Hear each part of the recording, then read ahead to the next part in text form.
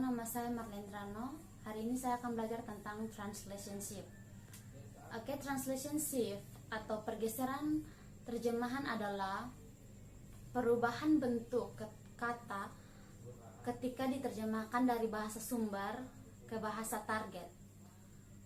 Ini ditulis oleh Catford dalam bukunya yang berjudul A Linguistic Theory of Translation tahun 1965.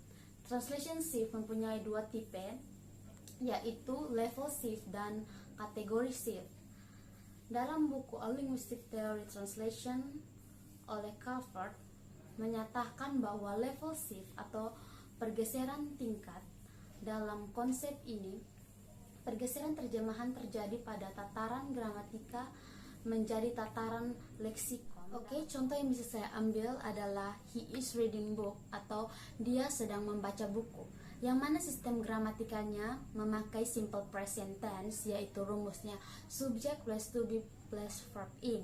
Dalam bahasa Inggris tataran leksikalnya berubah menjadi sedang, dalam bahasa Indonesianya yaitu. Yang kedua, pergeseran kategori.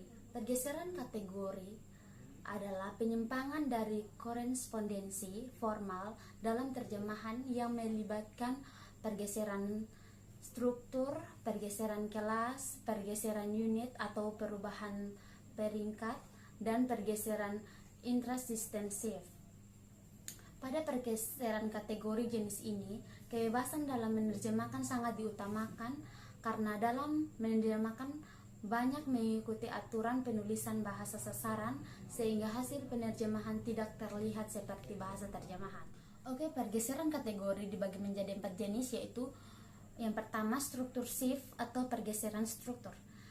Secara gramatikal, pergeseran struktur dapat muncul pada berbagai tataran seperti kata, kalimat, dan klausa atau kalimat, namun masih dalam tingkatan yang sama. Sebagai contoh yang bisa kita ambil, sebuah kalimat dalam bahasa sumber diterjemahkan masih dalam tingkatan kalimat juga, walaupun secara gramatikal kalimat dalam bahasa sasaran berbeda.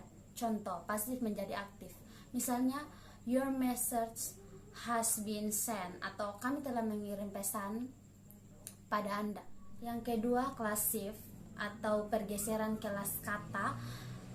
Ini bisa terjadi bila pergeseran kelas kata dalam bahasa sumber berbeda dengan kelas kata pada bahasa sasaran.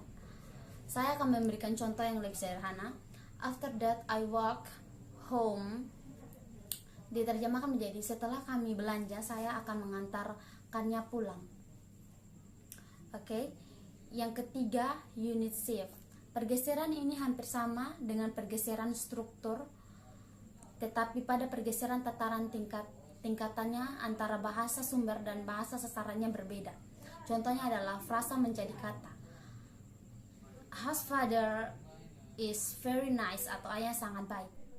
Yang keempat, yaitu intrasystem shift. Pengerasan ini terjadi pada kasus-kasus yang melibatkan sistem internal pembentukan bahasa. Contohnya seperti pembentukan kata tunggal dan kata jamak. Misalnya, plural menjadi singular.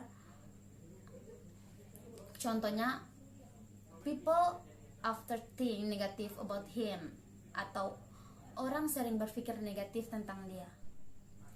Thank you. See you later, Mom.